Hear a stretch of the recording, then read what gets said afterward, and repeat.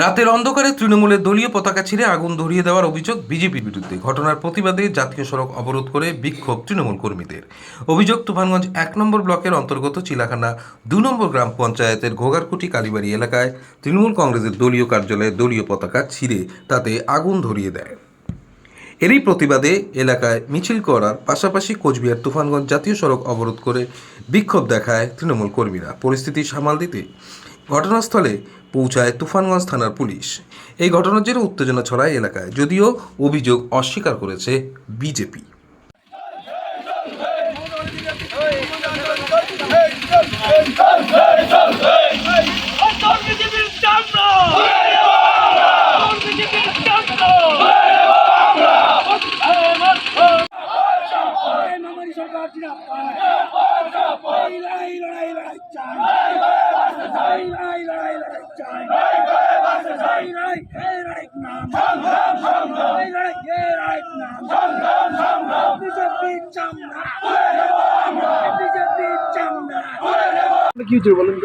কালকে রাত্রি 2টার সময় ওই বিজেপির কিছু দুষ্কৃতী লোক এসে আমাদের পার্টি অফিসের ফ্ল্যাগ ফেস্টুন সব ছিঁড়ে পুরা এখানে মদ খাইছে।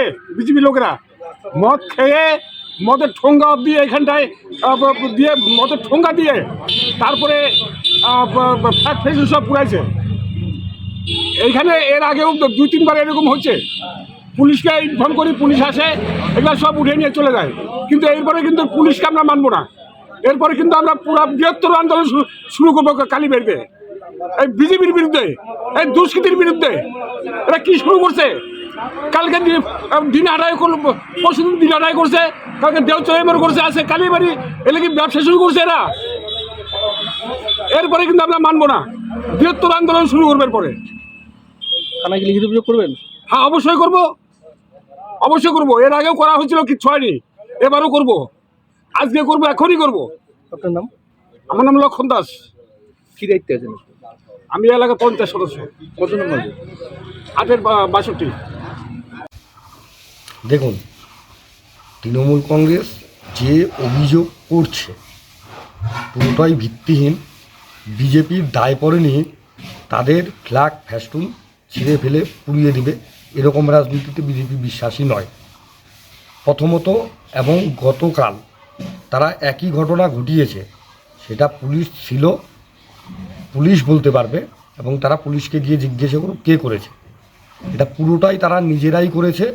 নিজেরা করে এলাকায় যাতে শান্ত এলাকা অশান্ত পরিবেশ হয়, এবং বিজেপির যে সমস্ত কর্মীরা আছে তাদের ভয় ডর দেখানোর জন্য এরকম তারা করছে।